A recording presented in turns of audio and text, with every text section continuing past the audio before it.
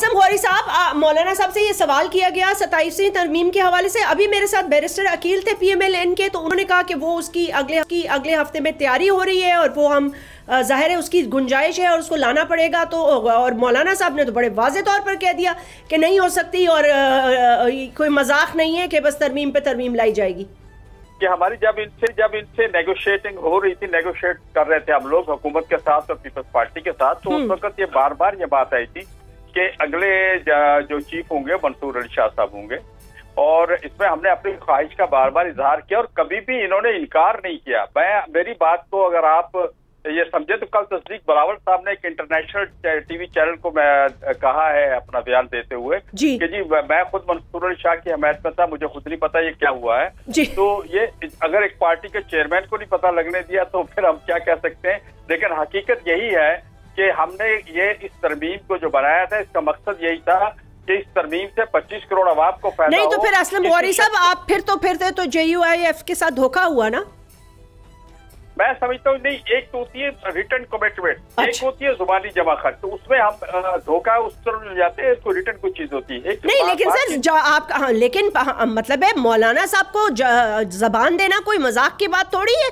वो तो मौलाना साहब जब किसी को जबान दे देते हैं, तो मैंने तो कभी अपनी 25 साली सहाफत में नहीं देखा कि वो अपनी जबान से पीछे मुक रहे हो।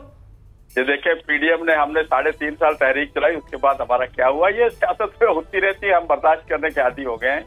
और मैं तो अभी किसी और साथी से बात कर रहा था, मैंने कहा आपको याद होगा MRD में कोड़े जितने पीपल्स पार्टी ने खाए उतने हमने भी खाए, और बाद में जब बीबी की हुकूमत बनी हम अपोजिशन में बैठे हुए। जी सही बात है, आप ठीक कह रहे हैं। तो फिर तो 27वीं 28वीं तरमीम का रास्ता फिर सही से आपको रोकना पड़ेगा, क्योंकि फिर आप उसको फिर एक दफा ये जबानी कलामी आपको ऑन बोर्ड ले लेंगे और सारा मलबा आपके ऊपर आ जाएगा। नहीं, ऐसा बिल्कुल नहीं होगा। मैं एक बात आपको क्लियर कर दूं, वो चीजें जो हमने इस तरमीम से निकलवाई हैं, वो चीजें अगर दोबारा किसी भी शक्ल में आए, 27वीं 28वीं 29वीं किसी भी शक्ल में आए, हम उसकी भरपूर मुखालफत भी करेंगे, मुजाहमत भी करेंगे। अगर कोई नई चीज लाते हैं तो उस पर बैठ के बात होगी कि वो कोई नई चीज आई है तो ठीक है, लेकिन वो चीजें जो हमने 26वीं तरमीम से निकलवाई हैं, आपको पता है 56 क्लासेस थी जो 22 तक रह गई थी, वो 5 पे JUI की अपनी थी। असलम गौरी साहब, बिलावल भुट्टो जरदारी साहब ने अपने इस इंटरनेशनल जरीदे को जरीदे को तो नहीं, उसको टेलीविजन को ये भी बयान दिया है कि अगर मौलाना साहब हमारे साथ ना होते तो हमारी फिर भी सीटें मुकम्मल थी।